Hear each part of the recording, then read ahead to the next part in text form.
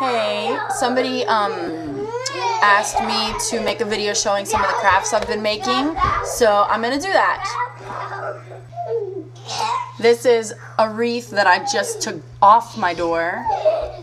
It's just burlap rolled and it looks like flowers. It's really rustic, that's why I like it so much. And then some burlap here, and it literally is just purchase the wreath, roll some burlap, glue it on, and hang it on burlap. This is what I'm talking about. Really cute, really easy, anybody can do it.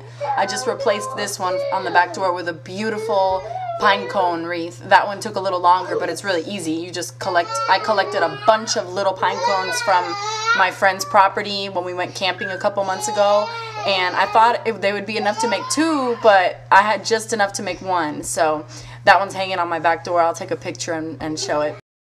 I just finished this one.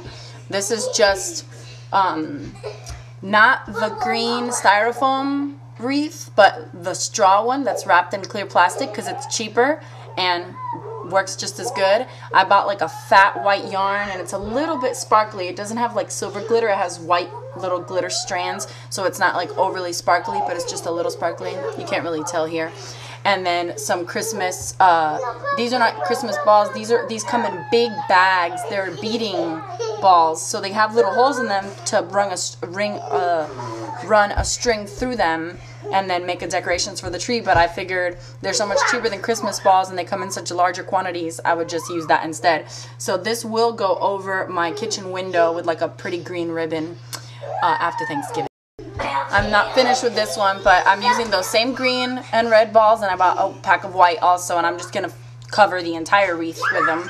And it's this kind of wreath that I'm talking about. I always get these because they're cheaper and they do the trick just as nicely. So anyway, this will go on the front door once it's fully covered.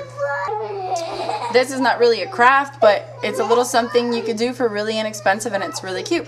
I found this glass thing at Marshall's for like $1.99, and then split peas, which are like cents, and I already had this candle, so that's adorable. And then I love mason jars because you can do so many cute things with them. This is layered white beans, split peas, white beans, and a little candle with some twine. I've got another mason jar with a candle inside and twine wrapped around. Another mason jar with burlap and twine, and I've got one with lace in my room with a candle. It's so pretty. I also use these this style, not just mason jars, but if I have like an olive jar or some capers jars, you know, all different sizes.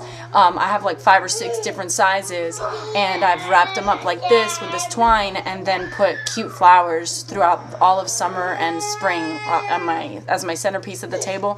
It was really nice. I can't wait till next year to do it again.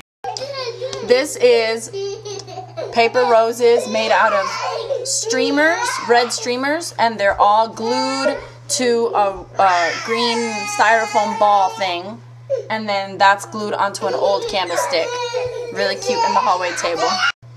I love these. These are kind of like the first things I made. Little paper rose wreath. It's sheet music, and I've got a heart as well, and I have a circle as well, and they just hang over our coat rack in the foyer of the room, of the house.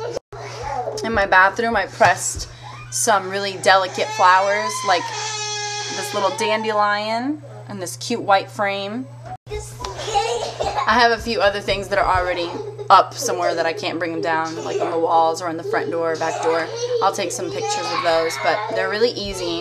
The front door is a wreath covered in split peas, and it was very green when I made it, but I don't know if the cold weather affected it, but it turned really beige, but I think it's beautiful. And then the back door's got the wreath with pine cones that I was talking about.